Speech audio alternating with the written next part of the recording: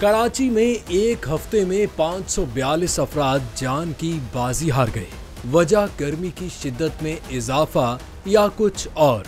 कराची में एक हफ्ते के दौरान शहरियों की पुरअसरार अमवात में इजाफा हो गया।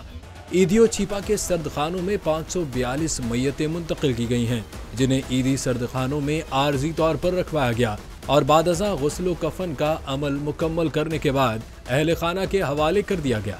ईदी के सरबराह फैसल ईदी का कहना है कि सर्दखानों में उमूमन रोजाना 30 से 40 मैयतें लाई जाती हैं, लेकिन गुज़िश्ता कुछ रोज से रोजाना 100 से 140 मैयतें ईदी सर्दखानों में लाई जा रही हैं। उनका कहना है कि हतमी तौर पर तो नहीं कह सकते, लेकिन खदशा है कि कई अफराद मुमकिना तौर पर गर्मी की शिद्दत में इजाफे की वजह से जाँ बहक हुए हैं।